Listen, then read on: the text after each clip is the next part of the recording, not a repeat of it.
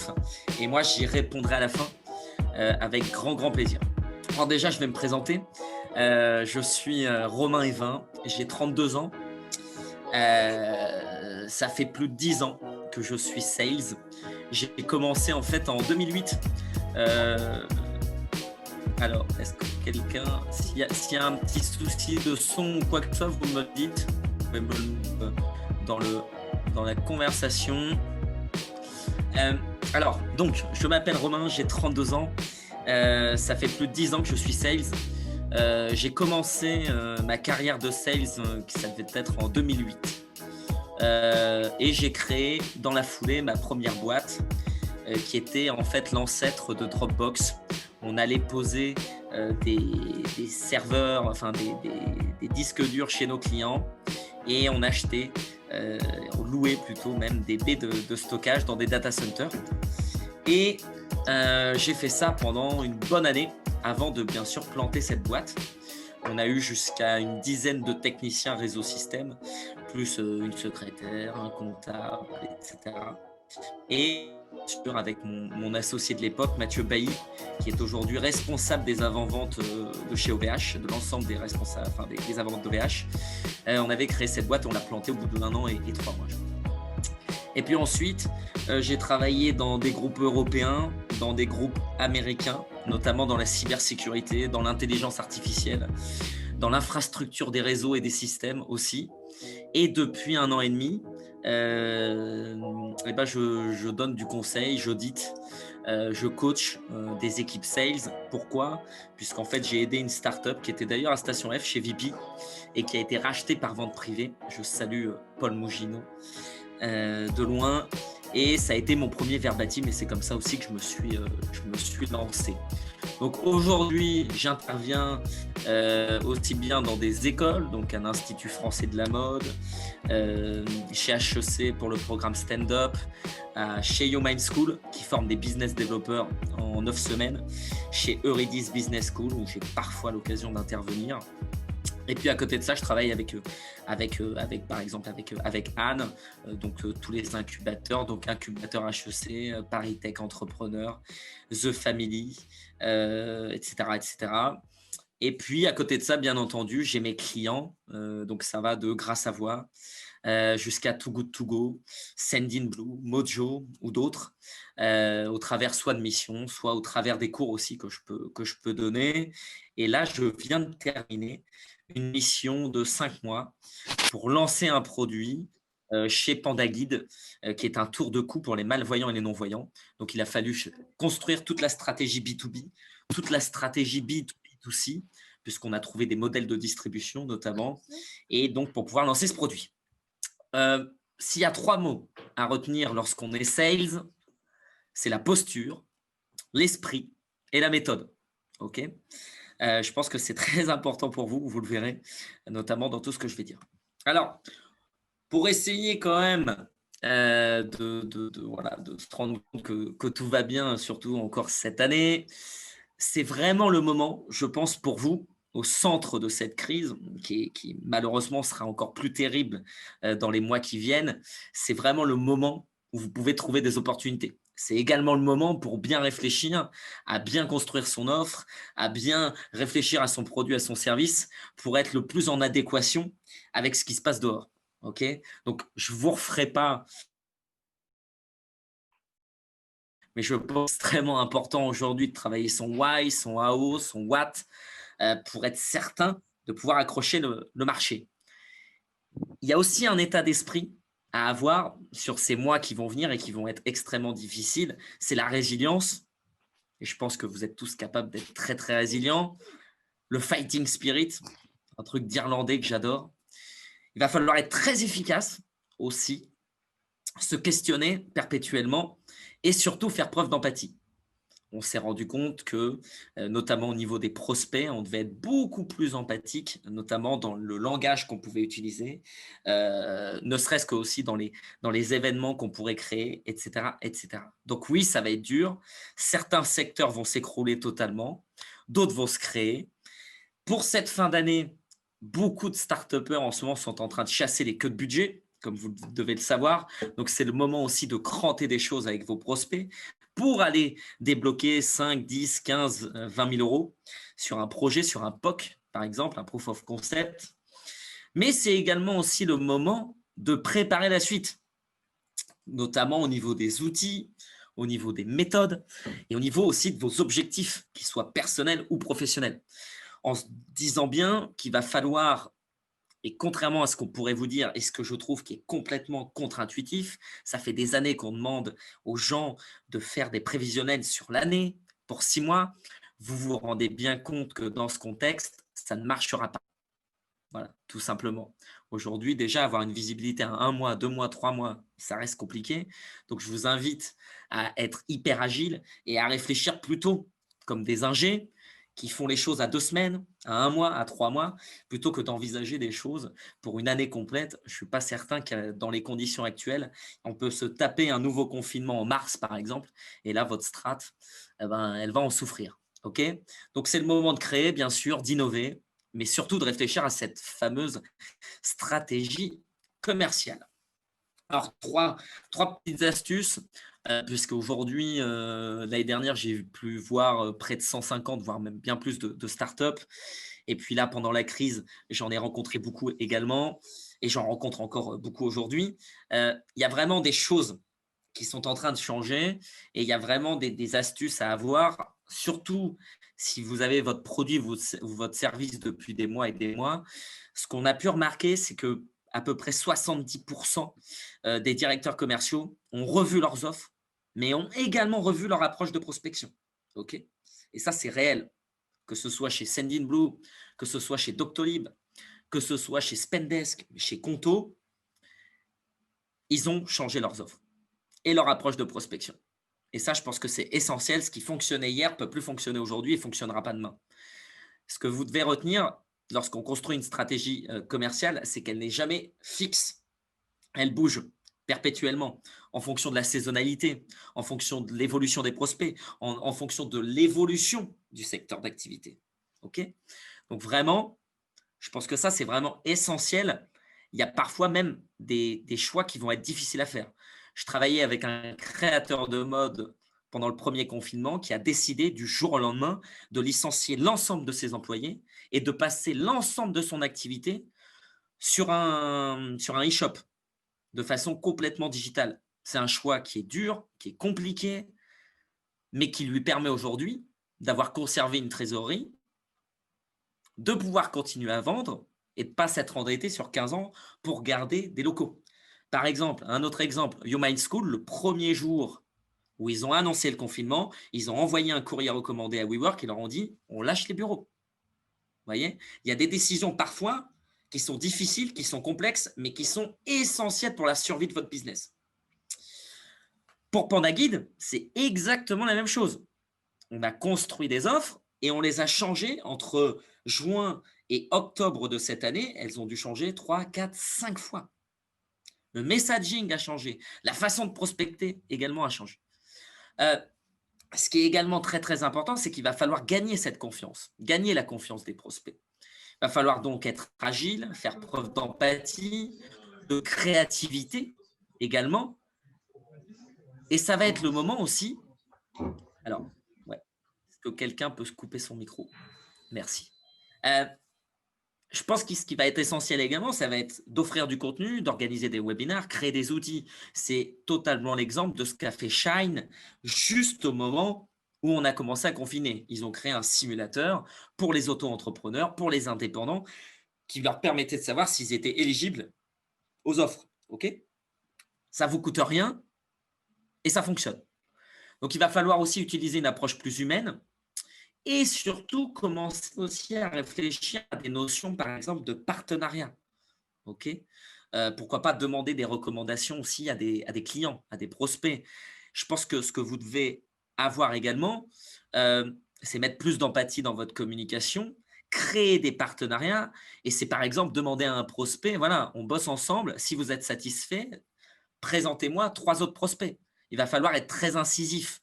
Il faut le savoir, moi je l'ai vécu en 2008, ceux qui survivent, c'est aussi ceux qui auront le plus de culot, qui auront le moins peur et qui seront prêts à dire à un prospect, au-delà de signe-moi un bon de commande, maintenant que tu as signé son bon de commande, tu vas me présenter 3 personnes qui pourraient acheter ma solution.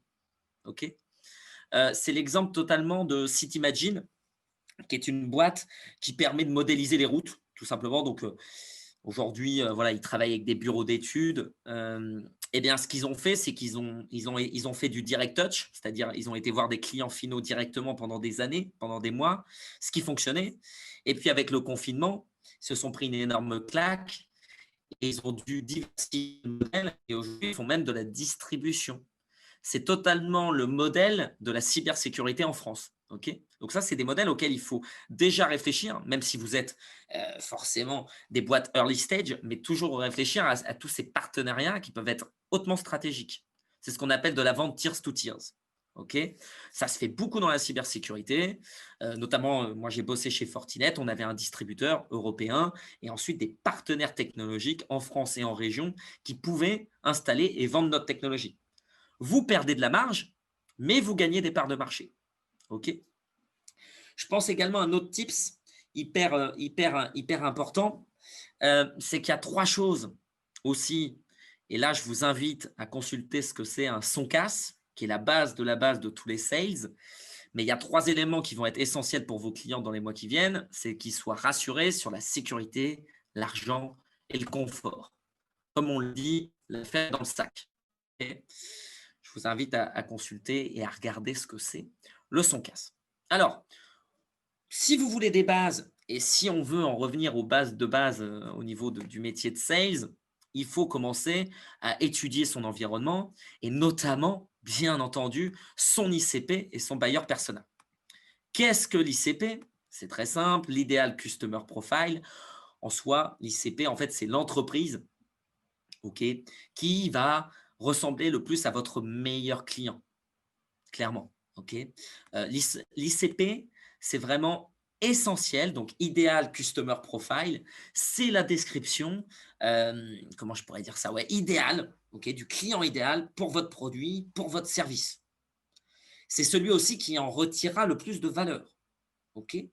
Comment on fait pour définir cette fameuse carte d'identité du client idéal qui va être essentiel pour vous, okay, vraiment essentiel pour vous. Déjà, en regardant si vous avez déjà des prospects ou des clients actuellement, ou en regardant dans votre CRM si vous avez déjà des pistes avec des prospects, ok. Et en fait, ça va vous permettre, in fine, de pouvoir prioriser un secteur. Par exemple, demain, peut-être que vous allez découvrir que ce sont le retail, donc le secteur du retail, moins de 500 employés, en Île-de-France, mais aussi dans l'ouest de la France, par exemple, qui est votre idéal customer profile. Donc, un, c'est ceux à qui vous allez apporter le plus de valeur. Deux, c'est également ceux qui vont apporter le plus de valeur à votre propre entreprise, c'est-à-dire qui ne vont pas négocier le prix, qui vont vous présenter d'autres clients ou qui vont vous faire un super verbatim. C'est ce qui pourrait ressembler à un early adopter. En tout cas, c'est vraiment essentiel pour vous. L'ICP, ça doit être votre cible principale actuellement. OK? Entre guillemets, c'est aussi vos clients les plus simples à closer. Donc, forcément, c'est aussi ceux sur lesquels vous devez axer votre stratégie. Et pour ça, vous devez faire une analyse, soit de vos prospects actuels, soit de vos clients actuels, pour déterminer, avec le plus de précision possible, quel est votre ICP. OK? Le buyer persona, et ça, il y a des outils, notamment sur HubSpot, qui permettent de créer, de constituer son buyer persona. Le buyer persona, c'est celui à l'intérieur de l'entreprise qui va être intéressé et qui va pouvoir acheter votre produit. N'oubliez jamais, c'est ce qu'on dit toujours, il y a 2 règles, pas de champion, pas de deal. OK? Et si vous parlez à une personne, vous diminuez vos chances de closing. Plus vous allez parler à de nombreuses personnes à l'intérieur d'une structure, et plus vous allez pouvoir faire du prosélytisme, et plus vous allez pouvoir réussir à vendre. Pareil, si vous n'avez pas de, comment je dirais, de champion, de quelqu'un qui, à la machine à café, dit aux autres: j'ai rencontré Romain, il est vraiment super, on a fait du super boulot, ça rentre pas dans ton scope, mais je t'assure que c'est important. Pareil, vous diminuez vos chances de closer des deals. OK? Le buyer persona, ça peut être par exemple une femme entre 25 et 35 ans, directrice financière, dans l'industrie, moins de 500 employés, etc., etc. Même le niveau d'études. On peut même rajouter les hobbies également. Vous avez des outils comme Nomination qui vont vous permettre, qui est un LinkedIn un peu VIP, qui va vous permettre d'aller chercher de l'information supplémentaire sur vos prospects. C'est essentiel, essentiel. Vous verrez, et c'est malheureux, mais pour signer des deals, il y a votre produit, il y a votre service, mais après, il y a vous, il y a votre posture, il y a votre façon aussi de gérer ce qu'on appelle la sympathie avec vos clients. OK? Et ça, c'est très compliqué. Moi, j'ai déjà gagné des deals parce que je savais que le directeur marketing digital de Decathlon, bah, il adorait la musique classique. Forcément, si je l'invite à dîner, bah, je l'invite à la Philharmonie. Ça ne veut pas dire qu'il va signer mon deal, mais ça peut l'aider. OK? Donc, parfois, ça peut aller très, très loin. Partager une passion avec un prospect, ça peut vous aider. Lorsque j'étais chez Fortinet, je joue au tennis tous les jeudis après-midi, OK? Avec, par exemple, les gens de la banque ou même avec d'autres collaborateurs de la boîte. OK? Donc, le buyer persona, c'est l'acheteur potentiel. On en crée une carte d'identité pour pouvoir bien l'identifier, pour savoir comment on doit communiquer auprès de lui. Et l'ICP, l'Ideal Customer Profile, là, voilà, là, ça va être plutôt côté entreprise. C'est le client idéal. Bien sûr, on en revient toujours à cela, la value proposition et la unique selling proposition. Alors, dans toutes les startups où je vais, tout le monde me dit toujours, j'ai mon ICP, j'ai mon buyer persona. On se rend compte la plupart du temps que ce n'est pas vraiment le cas. Et alors, sur la value proposition et la unique selling proposition, c'est toujours la même chose. Nous l'avons, c'est sûr, on sait faire, c'est génial. N'oubliez jamais, et ça, c'est vraiment une règle de sales, un client n'achètera jamais vos caractéristiques, il s'en fout. Soyons, Code Publisia, YouTube, Facebook. soyons, soyons totalement transparents. Un client achète des avantages et des bénéfices, rien d'autre. Que vous faisiez de l'intelligence artificielle, que ce soit codé en Python, que machin, ça aille dans l'espace, tout le monde s'en fout. OK? Deux exemples très concrets. Apple, Samsung. Vous voyez les propositions de valeur. La proposition de valeur de Samsung, c'est un appareil photo 17 millions de mégapixels. Personnellement, je m'en fous. Apple, c'est stocker, mémoriser et garder un œil sur vos plus beaux souvenirs. Ça s'appelle de la value proposition. Par exemple, lorsque je travaillais avec Too Good To Go, le mantra de Too Good To Go et la value proposition, c'était lutter contre le gaspillage alimentaire. OK? Clairement, c'est une value proposition qui est basée sur une caractéristique, absolument pas sur un avantage, un bénéfice. En tout cas, pas pour moi en tant que prospect. Donc, aujourd'hui, pardon, chez Too Good To Go, on va plutôt dire, si tu as envie d'accéder à une nouvelle clientèle, de ne pas perdre tes invendus, donc de faire des économies et de gagner de l'argent, gagner de nouveaux clients, je pense que Too Good To Go peut t'intéresser. Et là, on a une value proposition qui est plus basée uniquement sur luttons contre le gaspillage alimentaire parce que on va pas se voiler la face, tout le monde s'en fout. Par contre, le boulanger, le boucher, le charcutier, le fleuriste du coin, savoir que ces invendus, il pourra les revendre à une nouvelle clientèle, donc attirer de nouveaux clients, ce qui est extrêmement compliqué, ça peut l'intéresser. OK? Donc, la proposition de valeur, c'est une promesse, OK? Mais c'est une promesse qui va convaincre votre client de sauter le pas. Je vais avoir de nouveaux clients. Allez, je prends l'appli Too Good To Go. OK? Ça doit être clair. Il doit y avoir un gain. Ça doit être unique, pas de bullshit et très rapide. OK? Donc, vous pouvez expliquer comment votre produit, votre service va résoudre un pain. Ça marche toujours, bien entendu. Fournir des avantages spécifiques. OK? Et dire au client pourquoi il devrait acheter votre produit, votre service et pas celui de la concurrence. Ça, c'est pour la Unique Selling Proposition. Si vous voulez un dossier, alors bien sûr, à votre stade, il faut être logique. Ça va être compliqué, surtout si vous n'avez pas de ressources, de pouvoir appliquer ça. Par contre, le cheminement est toujours le même. On génère des leads, ok, qu'ils soient qualifiés ou pas qualifiés, mais on va générer des leads, ok. On va ensuite les enrichir, rajouter des numéros de téléphone, des adresses mail. Ensuite, on va créer une stratégie de prospection. Lors de cette stratégie de prospection, on va faire le tri entre le bon et le mauvais. Ça s'appelle la qualification. Pour déclencher ce que l'on appelle un go, no go. N'oubliez pas, un commercial, c'est feignant. Et surtout, ça triche. Ne jouez jamais avec moi un jeu de société. Je tricherai. Parce que ce qui compte, c'est le résultat, c'est de gagner. Donc, je n'aurai aucune pitié à tricher. La qualification, c'est typiquement ça, c'est pouvoir analyser votre prospect avant même le premier rendez-vous de discovery, donc de découverte, pour savoir si c'est un bon ou un mauvais client. En clair, est-ce que je peux gagner ou pas gagner? Et ça me permet de créer un pourcentage là-dessus et de me dire, bon, c'est pas gagné ou il y a de fortes chances pour gagner, donc je peux à ce moment-là prioriser. Le R1, c'est le fameux rendez-vous de découverte, où vous pouvez utiliser ce que l'on appelle le MEDIC ou le BEBEDC pour pouvoir faire une découverte qui soit ultra qualifiée.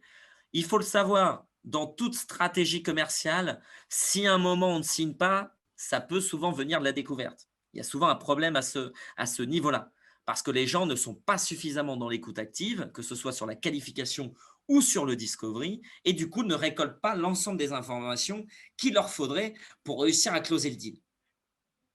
Ensuite, vous pouvez faire une démonstration, bien entendu, de votre produit, de votre service. Plus elle est personnalisée, plus ça fonctionne. Il y a aussi une phase de ce qu'on appelle le nurturing. Alors, le nurturing, c'est soit quand le client n'est pas prêt au niveau de la qualification. Oui, ce projet, on le fera dans 6 mois, dans 1 an. OK, je vous mets dans une newsletter et puis on se rappelle dans 6 mois et dans 1 an. Ou alors, entre la démonstration, la proposition commerciale, vous devez voir du monde, parler avec le DAF, parler avec le RH, parler avec le market. Donc voilà, vous faites des rendez-vous pour expliquer, pour aller chercher tous les enjeux, tous les pains de chacun de ces buyers persona. Et puis ensuite, vous pouvez faire ce qu'on appelle une proposition commerciale ou alors même executive summary, qui est une vieille technique américaine qui permet d'améliorer son taux de conversion grâce à la proposition commerciale. Et oui, une citation que j'aime beaucoup, le diable se cache dans les détails et il y a des propositions commerciales qui peuvent être plus engageantes que d'autres, bien sûr. Et puis ensuite, il y a toute la phase de négociation qui est la plus complexe parce qu'elle repose à la fois sur de la méthodologie, mais elle repose surtout sur de l'expérience. Voilà. Quand vous avez 20 ou 30 ans de sales dans les pattes, vous êtes un meilleur négociateur que moi qui ai 10 ou 12 ans de sales dans les pattes. Voilà, c'est factuel. Il y a beaucoup de gens qui vous diront le contraire, mais il faut voir des centaines et des centaines de clients pour être en tout cas bien à l'aise et pour améliorer ses taux de conversion en négociation. Puis ensuite, il y a le closing. Et ça aussi, je vous invite à lire un livre si vous voulez négocier et closer. 2 livres, The Challenger Sales, la Bible anglo-saxonne. Et puis là, une version plus française, Corda, Défendre et négocier ses marges, qui est mon petit préféré, que j'adore. N'oubliez pas également, toutes les méthodes que je vais vous montrer, tout ce dont je vous parle, ce sont des méthodes anglo-saxonnes.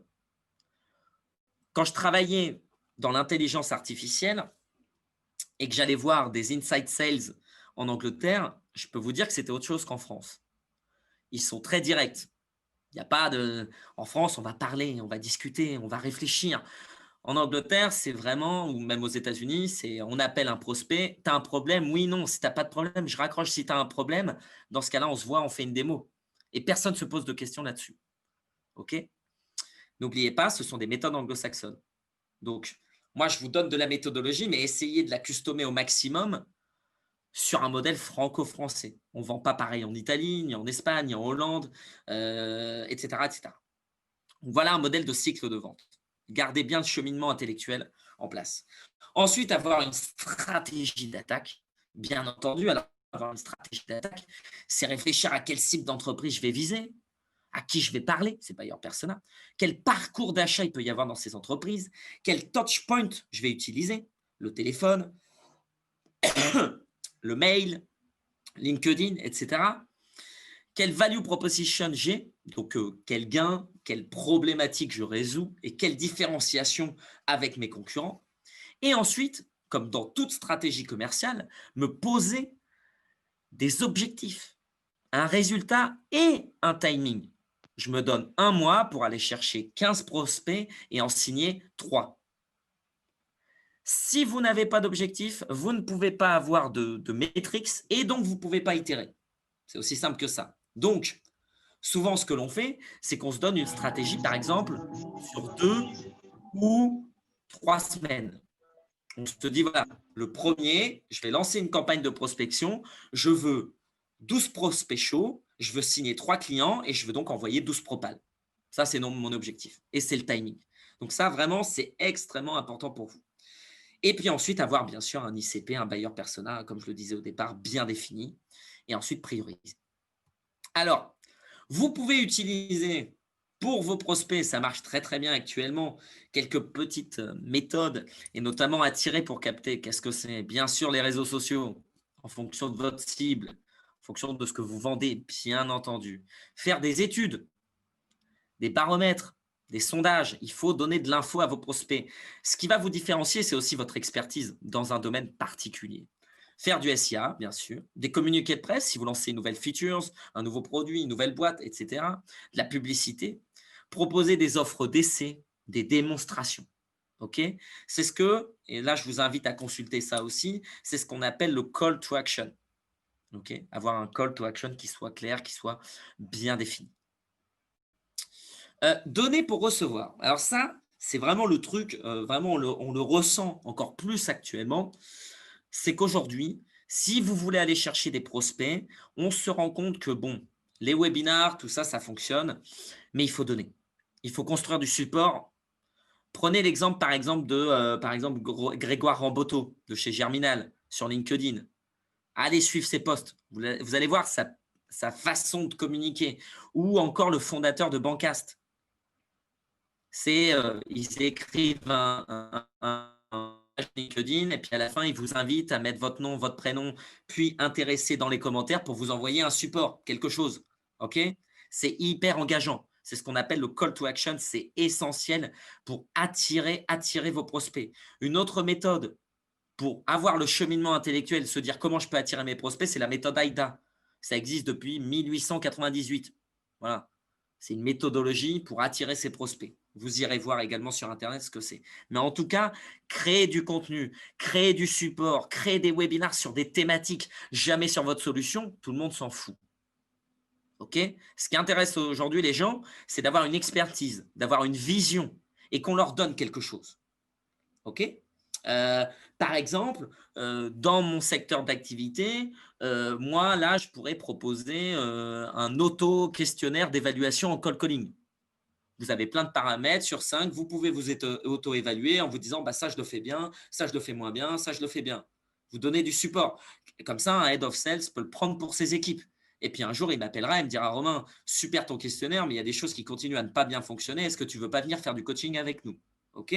Donc, donner pour recevoir de la newsletter, des livres blancs, des study cases, bien sûr, des études de cas sur vos prospects. C'est essentiel ou sur vos clients. Des testimonials de clients, par exemple des vidéos. Créer une landing page pour récolter de l'adresse mail. Faire des vidéos de teasing, par exemple. Les webinars, bien sûr. Bien sûr, ça fonctionne. Vous êtes à Station F, vous le savez, vous le voyez, les webinars de Guillaume Mouberge de Lemlist, les webinars de Denis Cohen. Tout le monde fait des webinars, tout le monde fait des événements. Pourquoi pas aussi faire des podcasts, par exemple. Mais vous devez créer du contenu pour pouvoir attirer des prospects. C'est vraiment, je pense, essentiel pour vous d'aller chercher du prospect grâce à tous ces éléments. Un séquençage réfléchi et dynamique. Effectivement. Donc, vous le savez, il y a deux catégories, l'inbound, l'outbound. Je vais plus parler, pardonnez-moi, de l'outbound parce que je crois qu'aujourd'hui, c'est vraiment essentiel pour aller chercher les prospects. Il va falloir prendre son téléphone pour appeler des gens. Et oui. Tout en ayant un inbound marketing, bien sûr, qui fonctionne. Hein. Le marketing et la vente doivent travailler ensemble. Par contre, les mails, ils ne doivent pas être marketing. Ils doivent être commerciaux. Je vais vous donner juste des ratios. C'est mathématique. Okay, il n'y a pas de bullshit sales là-dedans. Ce sont des chiffres. Quand vous envoyez 1000 mails et que vous êtes un marketeur classique, vous avez 1 à 2 réponses. Quand vous êtes commercial comme moi et que vous envoyez 100 mails, vous avez 20 réponses. Pas parce que je suis plus malin qu'un autre, parce que mes emails, mon messaging est commercial, pas marketing. Le marketing a beaucoup tendance à axer sur des caractéristiques, sur des tendances, et moins sur qu'est-ce qui va aider mes clients, mes prospects en termes d'avantages et de bénéfices. OK? Vous pouvez donc utiliser le cold calling. Par exemple, ça marche très, très, très bien actuellement. Il y a des best practices. Je vais vous en énoncer quelques-unes après. Vous pouvez faire du cold emailing, OK, pour envoyer des mails ultra quali, ultra personnalisés, courts, concis. Des messages LinkedIn, ça marche bien aussi. Tout ça, bien sûr, sans bullshit commercial. Vous devez avoir de la valeur. Vous devez parler davantage de bénéfices.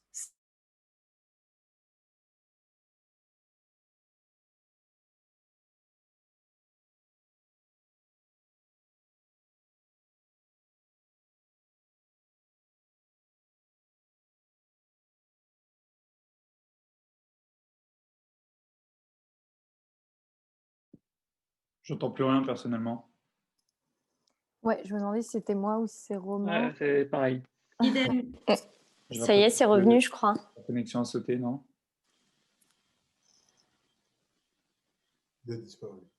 Ouais, ça a disparu. On va attendre une petite minute, voir si il réapparaît. Moi, il sourit, il a l'air de bonne humeur. Moi, j'ai plus du tout d'image, en fait.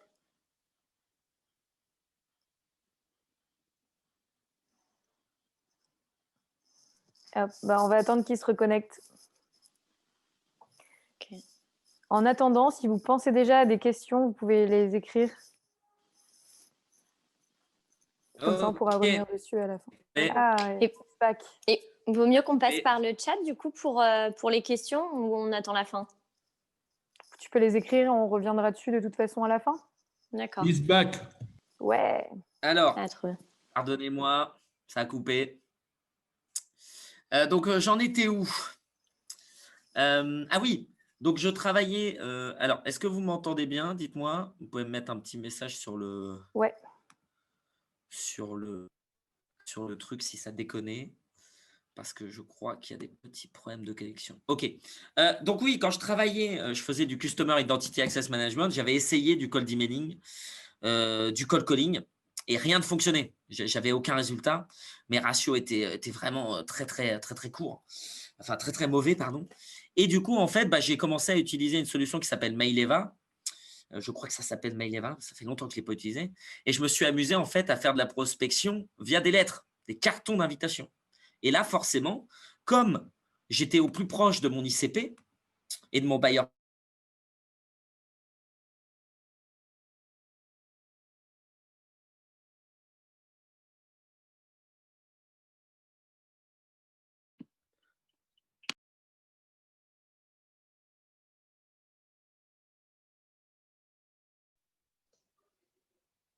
Yes, ça bug là.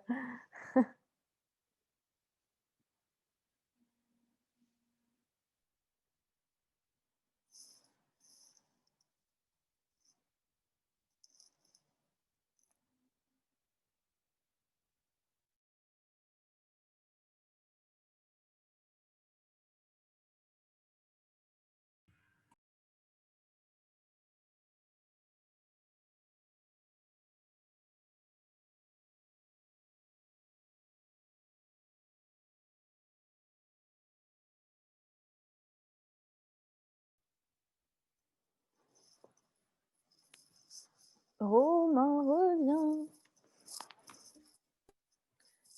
Je vais être obligée de faire du montage pour les replays là, ça va pas? Bah surtout, j'espère qu'il s'en rend compte et qu'il n'est pas en train de parler tout seul devant son. Mais là, vu que ça a coupé le partage d'écran, je pense quand même qu'il doit le voir. Le mec qui s'emballe pendant 1 heure à parler seul devant son écran. On va pouvoir faire un best-of avec nos petites paroles pendant que ça a coupé.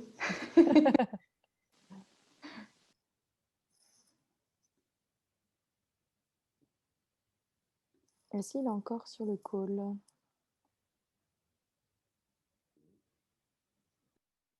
Romain. Moi, j'ai un Romain J, je sais pas si c'est lui. Non. Ça devrait être Romain H ou Sales First. Attends, je regarde s'il m'a pas envoyé un message. Ok. Ah. Désolé. Les choix de la technologie, comme on dit. Ouais, je suis désolé, mais je ne peux pas faire grand-chose en soi. C'est toutes les limites de la visio.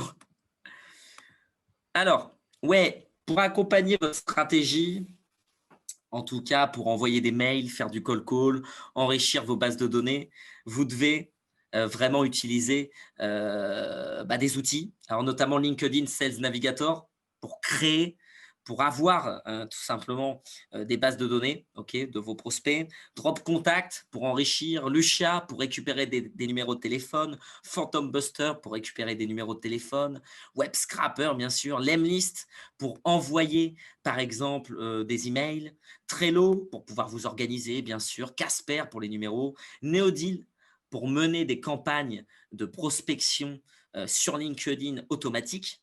Et puis Nomination, qui est un outil là, à destination plutôt des grands comptes. Mais en tout cas, tous ces outils sont essentiels. Cette stack d'outils, en tout cas, est essentielle pour pouvoir créer ces bases de données par rapport à votre buyer persona, par rapport à votre ICP et pour pouvoir déverser l'ensemble de vos messages. Donc ça, c'est vraiment, je pense, vous verrez comment vous pouvez faire, mais commencez à vous y intéresser parce que ça va être essentiel. Alors bien sûr, ces outils comme Lucia, par exemple, ne sont pas du tout RGPD, compliance. En tout cas, ce qui est sûr, c'est que le démarchage commercial B2B est totalement autorisé par la loi. Ça, c'est la première chose. La deuxième chose, lorsqu'un prospect vous dit « Comment vous avez eu mon numéro de téléphone ?» c'est qu'il l'a probablement mis dans LinkedIn. Donc, la réponse à cette objection, elle est très simple. C'est lorsque vous mettez un numéro personnel ou même un numéro, quel que soit le numéro, dans un outil professionnel, bien entendu que vous vous exposez à être démarché. En tout cas, je vous enverrai cette slide. Oui, le CRM. Le CRM, c'est essentiel dès le départ. Il ne faut pas se poser de questions là-dessus. Prenez-en un, même si vous avez 10 prospects, 5 prospects, ce n'est pas grave parce que le jour où vous allez avoir 200 prospects, des bases de données énormes, des deals à gérer, à prioriser, ça va être extrêmement complexe sans ce CRM. Permet quoi? De centraliser déjà l'ensemble de l'information, donc les contacts, les numéros de téléphone, les adresses mail, etc. Vous allez pouvoir également centraliser les notes, les next steps que vous devez faire avec vos prospects. Et puis, ça va vous permettre d'analyser, de faire une analyse à la fois en temps réel. Tiens, j'ai beaucoup de prospects dans la santé, de moins de 500 employés, comment ça se fait? Et surtout, faire des analyses qu'on appelle post-mortem. Dans les boîtes américaines, on fait beaucoup d'analyses post-mortem. On s'intéresse beaucoup à pourquoi on a perdu un deal. Et ça, on peut le faire uniquement si on a un CRM. Et aussi, et je le disais tout à l'heure à Anne, il faut être très accurate, très précis, notamment sur les montants, sur les dates. Moi, je vous conseille de sectoriser en tout cas votre CRM très simplement en quarter, Q1, Q2, Q3, Q4, 3 mois par 3 mois. Et ensuite, prioriser par pipeline, des gens que je vais contacter ou à qui j'ai envoyé un mail mais qui ne m'ont pas encore forcément recontacté. Best case, j'ai fait un rendez-vous de démo, j'ai parlé avec plusieurs personnes dans la boîte, je le mets dans la catégorie best case. Et le commit, c'est j'ai envoyé ma proposition commerciale, le mec m'a dit qu'à mon avis, c'était bon, je commit. Aussi, extrêmement important, ce qui rapporte le plus d'argent doit être prioritaire. Il n'y a pas d'autre règle. N'oubliez pas, seul le résultat compte. Le reste, c'est de la parlotte. Donc, ce qui rapporte le plus d'argent doit prendre le plus de temps. 20% de vos clients vont vous rapporter 80% de vos revenus, à peu près. Ça arrive très, très souvent. C'est très dur d'être à l'équilibre là-dessus. Donc, vous devez prioriser ces clients-là. Donc, ne vous faites pas non plus avoir par des logos, par des refs. L'Oréal, clairement, ça doit être le pire client du monde. Il ne faut pas vous payer beaucoup. Ça ne va pas, voilà. Et puis peut-être qu'il y aura un autre client qui s'appelle Tourtelier à Palettes, que vous ne connaissez pas, qui fait des palettes et qui est une des plus grosses ETI de France. Moi, je vous donne cet exemple parce que lorsque j'étais chez Fortinet et que je travaillais avec L'Oréal, même 5 000 euros, c'était compliqué. En cybersécurité, aller chercher même 10 000, 15 000. À Palier Tourtelette, il m'envoyait une commande tous les quarters de 75 000 euros, sans négociation. Juste un bon de commande. OK? Eh ben, je peux vous dire que L'Oréal, je m'en foutais complètement et que je m'occupais très, très, très peu d'eux. Et eux me disaient, mais attendez, on est L'Oréal. Il faut le tapis rouge pour nous.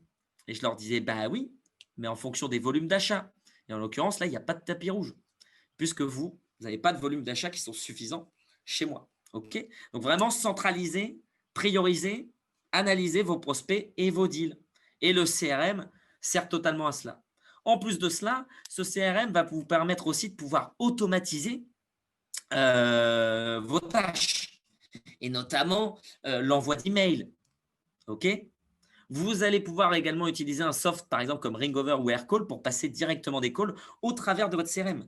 Vous allez pouvoir utiliser un soft comme Audio Quality pour enregistrer ces mêmes échanges. OK?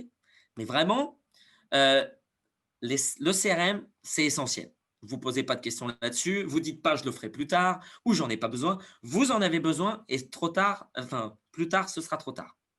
Alors ça, parce que mettre en place un CRM dans 6 mois ou dans 1 an, quand vous allez avoir déjà des prospects, des clients, vous allez voir, vous allez bien vous amuser.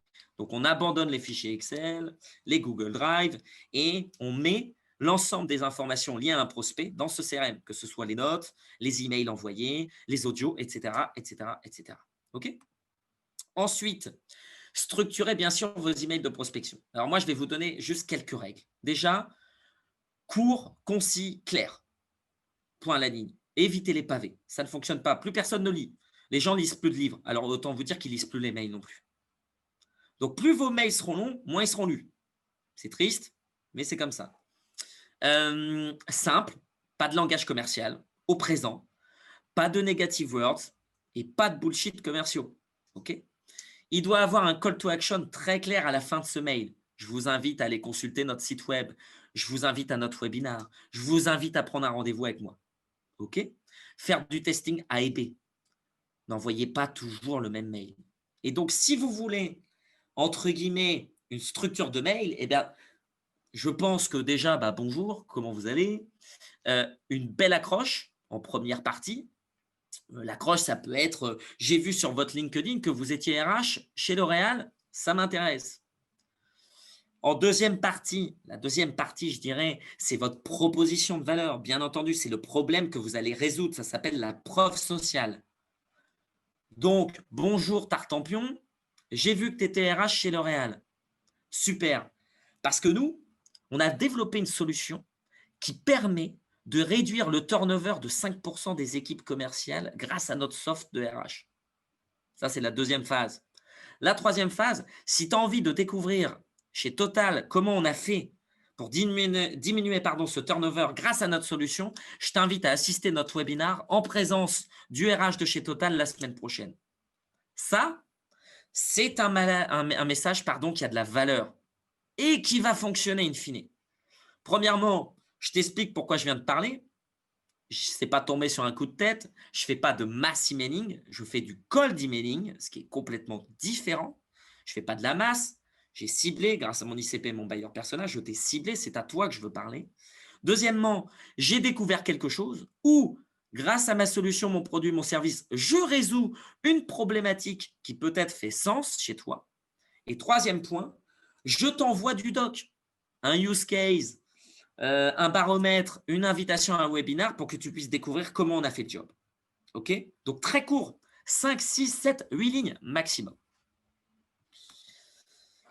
Ensuite, le cold call, le warm call. Alors, le cold calling, qui est pour moi la discipline reine. Pourquoi? C'est celle qui ramène le plus de rendez-vous. Il n'y a pas de surprise. Si vous ne le faites pas, ce sera très compliqué. Tous les sales de la Terre passent du cold calling jusqu'à la fin de leur carrière. Moi, j'ai vu des sales de 50 ans faire du cold calling tous les vendredis après-midi. Soit pour travailler leur état d'esprit, soit pour aller chercher de nouveaux prospects. OK? Le cold call, c'est rapide. Ça permet de qualifier en live son prospect pour déclencher un go et no go. Il y a des structures, il y a des méthodologies pour faire du cold call correctement et ça se rapproche typiquement de l'emailing.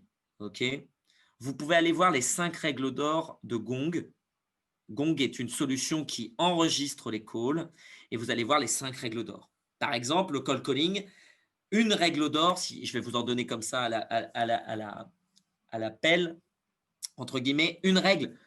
On fait du cold call pour prendre un rendez-vous ou une démo. On ne vend jamais rien au téléphone quand on ne connaît pas son prospect. Deuxièmement, on doit leader. Ce n'est pas au prospect de parler, c'est à vous de parler. Ce qui veut dire qu'on n'interroge pas, on éduque. Ce qui est complètement différent. Monsieur le client, en tant qu'expert, j'ai découvert quelque chose, je vais vous expliquer. Est-ce que vous rencontrez ce problème? Si tu rencontres ce problème, on arrête de parler et je t'invite à une démo la semaine prochaine. C'est vraiment ça le mindset. OK? C'est un peu dur, c'est un peu violent peut-être, mais ce qui est certain, c'est qu'il n'y a que comme ça qu'on prend un rendez-vous. La posture.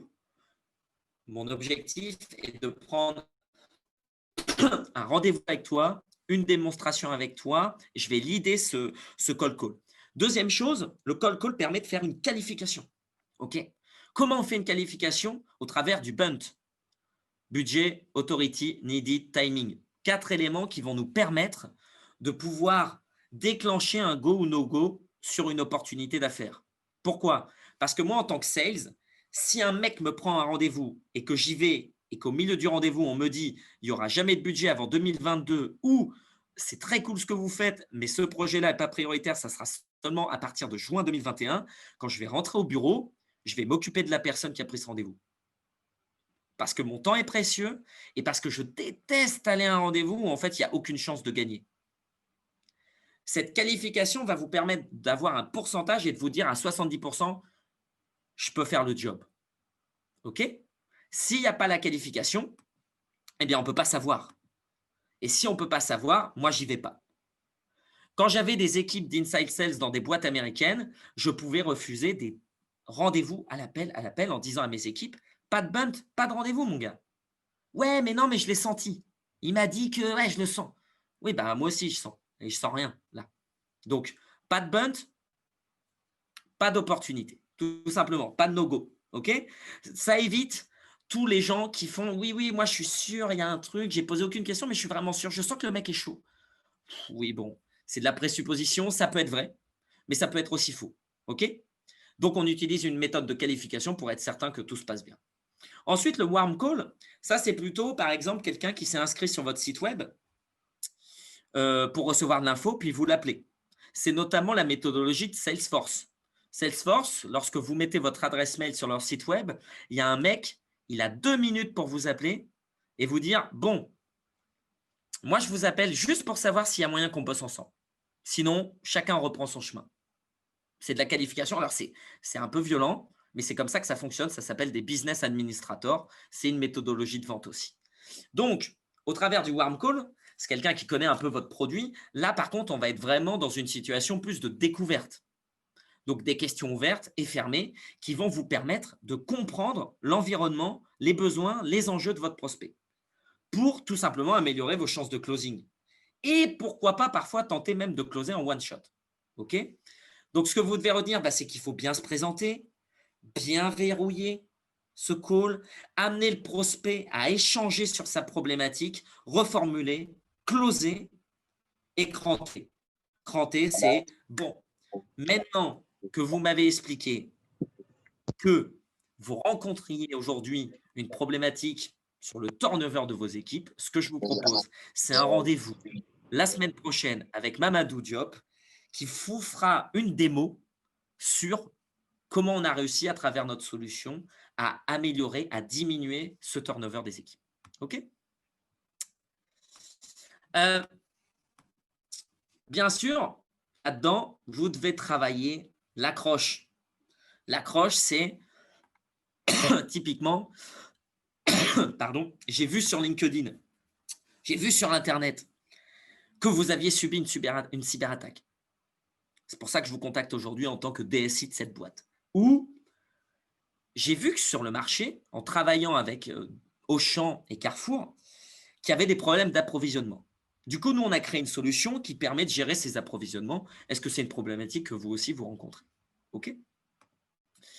Le Huawei, OK, ça, c'est sur une data. C'est sur de la data, sur un pain rencontré, une preuve sociale, en fait. Chez Total, on a diminué de 3% le turnover des équipes opérationnelles. Ça, c'est un wow effect. Parce que 3% sur du turnover, c'est juste énorme. OK. Un petit tips comme ça au passage, quand vous n'avez pas de data, n'hésitez pas à créer vous-même cette data. Elle doit être réaliste. N'abusez pas. Si demain, vous allez voir un prospect en disant « je diminue de 75% le turnover des équipes », il ne va pas vous croire. OK. Il faut être réaliste. Et quand même essayer d'avoir une data qui se rapproche de la réalité. Mais parfois, on n'a pas de data. Donc, c'est important d'en créer. OK. Moi, typiquement, alors peut-être pas aujourd'hui, mais je m'en rends plus compte, je crée de la data à la volée.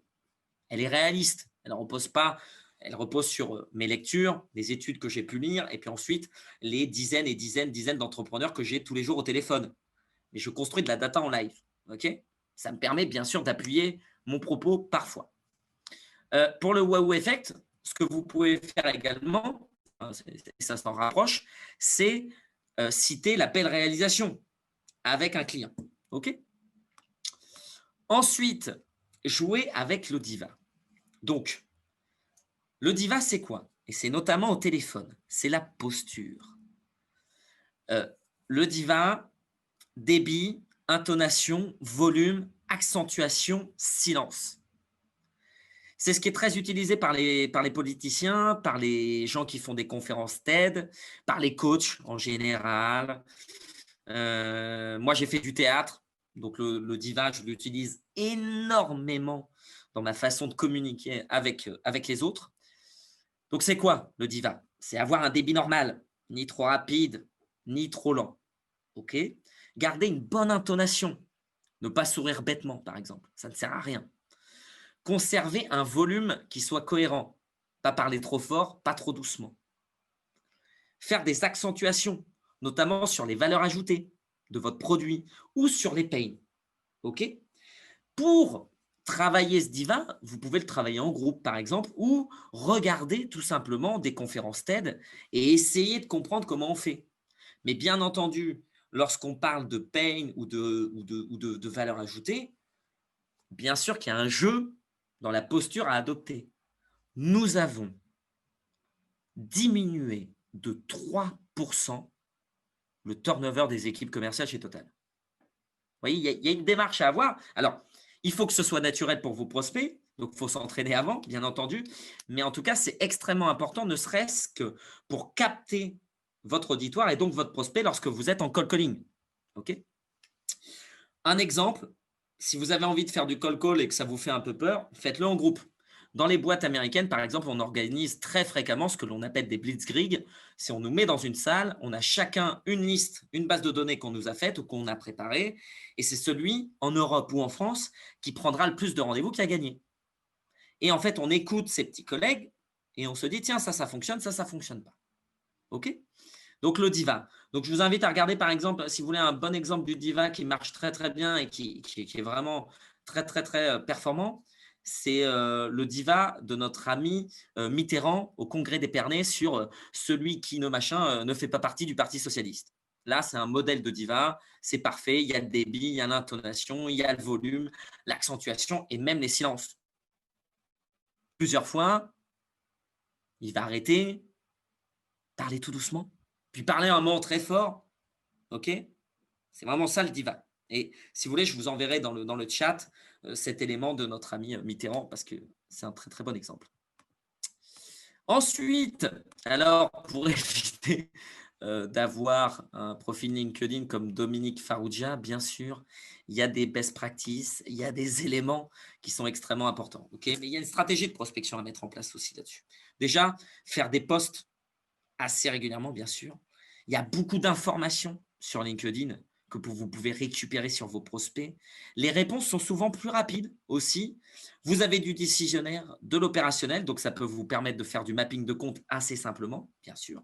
Pensez aussi au message audio, uniquement sur de la cible grand compte ou ETI, ou alors, bien au contraire, sur des prospects que vous avez vraiment envie d'aller chercher. Rien de tel qu'une vraie approche personnalisée avec un message audio ou un message vidéo. OK? Vraiment. Avec Loom, vous pouvez faire des messages vidéo. Moi, par exemple, dans mes emails, la plupart du temps, quand je m'adresse à mes prospects, je ne fais plus ou presque plus de messages texte. Voyez-vous. Pourquoi? On retient que 30% d'un message mail. On retient 70% d'un message vidéo. OK? Donc, accompagnez votre mail très court, peut-être d'une vidéo. Ça peut avoir un impact plus puissant que simplement un mail. Un message audio sur LinkedIn aura plus d'impact qu'un message écrit. Pourquoi? Personne ne le fait, personne n'a l'habitude de le faire, et surtout, ça va flatter votre prospect en se disant « il a pris le temps et c'est à moi qui voulais l'envoyer ce message ». Ce n'est pas un template accessible à tous. Okay? C'est ce qu'on pourrait dire une acquisition cool. Chez PandaGuide, quand j'étais Head of Sales, on avait cette méthodologie-là, on est allé chercher des clients comme Allianz avec des messages vidéo. Très sympathiques. En mettant en scène le CEO, une business manager, etc. etc.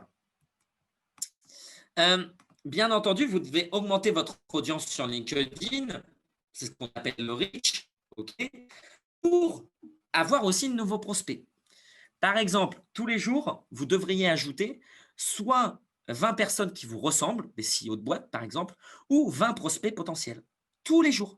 Moi, tous les jours, alors maintenant c'est fait de façon automatique avec Neodip, mais tous les jours, je vais chercher 20 Head of Sales, 20 Sales Managers, 20 CEO pour augmenter mon reach. Plus j'ajoute de gens qui me ressemblent ou qui sont mes prospects, et plus j'augmente mon reach. Il faut que le message soit à forte valeur ajoutée, ok, et ça vous permettra, comme sur ce post, d'aller chercher à peu près 9000 vues. Et là, vous êtes dans un ratio plutôt sympa. En dessous de 2000 vues, c'est que ça ne fonctionne pas, tout simplement. Okay, donc, il faut utiliser, et c'est contre-intuitif, normalement, l'ensemble des caractères du post. Donc, plus le post est long, mieux c'est. Il faut mettre les liens normalement dans les commentaires et puis taguer des gens, okay, pour pouvoir arriver à augmenter son reach et jouer avec l'algorithme de LinkedIn. L'elevator pitch, alors ça, je pense que de votre côté, ça doit être quelque chose que vous avez sûrement déjà travaillé. C'est le why, c'est le what, c'est le how. Donc, qui suis-je? Pourquoi je fais les choses? Le what, c'est j'aide les entreprises avec mon service, mon produit, parce qu'en fait, il y a un problème existant aujourd'hui qui n'est pas souvent résolu. Et nous, on a trouvé une solution. On arrive à résoudre ce pain, cette problématique. Et on arrive à diminuer, à augmenter de tel pourcentage le turnover, le chiffre d'affaires, le nombre de prospects, etc. etc. C'est du storytelling. Comment on fait? Eh bien, c'est très simple. On a créé une plateforme qui est super intuitive, okay, et qui permet d'ajouter des utilisateurs à la volée. Là, des avantages, des bénéfices. Et puis, finir aussi sur avec qui on bosse, avec qui on a bossé, avec qui on est en train de parler. OK? Et puis, bien sûr, je pense que ça, c'est essentiel pour vous. Il faut garder le mindset et le fighting spirit. Ça va être dur. Ça va être très dur. Il va falloir être très engagé dans les mois qui viennent. Ça va être un vrai combat. Ça va être compliqué pour tout le monde. Par contre, il faut être extrêmement résilient. OK? Et avoir donc le fighting spirit. Avoir une posture aussi d'expertise, quasiment de docteur. Je pense. L'objectif, c'est quoi? Vous devez avoir un objectif. D'abord, dans un premier temps, prendre des rendez-vous. OK? Cranter des démos. Ensuite, ce qu'on appelle grenouiller dans les comptes pour pouvoir parler à un maximum de gens et ensuite délivrer la meilleure proposition commerciale pour pouvoir ensuite avoir des éléments de négociation et pouvoir closer. Donc, c'est dur, ça va être très dur, mais il va falloir être très engagé, garder ce fighting spirit toujours à l'esprit. N'oubliez pas, lorsqu'on est sales, c'est ce qu'on dit, sur 3 opportunités, on en gagne une. Ça veut dire qu'on en perd 2. Notre métier de sales, c'est de perdre constamment, malheureusement. On met toutes les chances de nos côtés pour gagner. Ça, c'est une certitude, mais parfois, eh bien, nous perdons. Et je reprendrai une citation qui nous vient de la Formule 1. Souvent, dans le métier de sales, les hauts sont très, très hauts et les bas, très, très bas. Vraiment très, très, très bas. Moi, j'ai connu des périodes où, pendant 3 mois, tu ne vends rien, absolument rien. Tu dois garder la tête haute, être souriant, continuer à faire du cold call, donc enchaîner les calls, mettre en place des séquences de prospection, parler à des prospects, sonder tes anciens clients, demander des verbatims. Ça demande de l'engagement, de la résilience et du fighting spirit. Et ça, je pense que c'est vraiment essentiel et ça fait partie de la posture, surtout dans les mois complexes, difficiles qui sont en train d'arriver. Alors, une petite méthodologie, elle ne vient pas de moi, il ne faut pas rêver, je n'ai rien inventé. Mais en tout cas, je pense que vous allez voir, mais c'est à peu près ce qu'on a tous. Et c'est ce, je pense, quand on est sales, ce qu'il faut avoir, c'est être un super observateur, bien observer les choses, construire. Donc, l'observation, c'est quoi? C'est l'ICP, le buyer persona. La construction, c'est quoi? C'est le message ciblé, ultra personnalisé. Ensuite, il faut tester, faire du testing A et B. OK? Et puis, mesurer le nombre d'appels aboutis, le nombre d'emails envoyés, le nombre de réponses, le nombre de clics, etc. Et puis ensuite, itérer. Toutes les 2 semaines, toutes les 3 semaines, se dire, OK, j'ai appelé 100 personnes, j'ai eu 10 personnes au téléphone, j'ai réussi à prendre un rendez-vous, il y a un problème. J'ai envoyé 100 mails, je n'ai pas eu au-dessus des 60% de taux d'ouverture. C'est une moyenne. Si vous êtes en dessous, c'est qu'il y a un problème. J'ai moins de 10% de taux de réponse. Là aussi, j'ai un problème. Eh bien, je change tout. Toutes les 2 semaines, je pense que tout le monde, sauf si ça fonctionne, devrait changer son message commercial, que ce soit au téléphone, par mail ou sur LinkedIn. Je pense que vraiment, c'est essentiel pour vous. Donc, observez votre environnement, votre écosystème pour pouvoir faire votre ICP, votre buyer persona, votre value proposition, mais aussi pour réfléchir à votre offre, à votre produit. Ensuite, construire tout cela à travers une séquence de prospection réfléchie, dynamique. Ensuite, tester sur 100 prospects.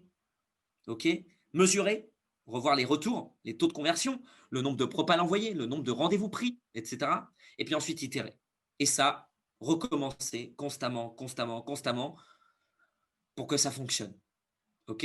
Donc là, c'est vraiment un cheminement, je dirais plutôt intellectuel pour le sales. OK? Alors, je vous laisserai avec notre ami Aimé Jacquet. Je ne sais pas si on va entendre le son. Ils sont là derrière moi. Robert, qui s'assoit à droite ou à gauche? Pas de problème. Tu viens, provocation, tu es emmerdé, tu sais jouer au football. Muscle ton jeu. Muscle ton jeu, Robert. Si tu muscles pas ton jeu, fais attention. Je t'assure, tu vas voir. Tu vas avoir des déconvenus parce que tu es trop gentil. Donc voilà, je pense que c'est le mantra qu'il faut avoir. Je sais, on vous a dit que j'étais un requin. Au-delà d'être un requin, je pense qu'il faut être plutôt réaliste et que ça va être assez compliqué et que du coup, ayez ce fighting spirit en vous, faites du sport. Dites-vous que tout ça n'est qu'un jeu. Moi, c'est ce que je me dis souvent. Et puis, tout ira bien. En tout cas, moi, je vous remercie de m'avoir écouté. Je vais tout d'abord répondre à vos questions s'il y en a. Et en tout cas, merci beaucoup pour votre écoute.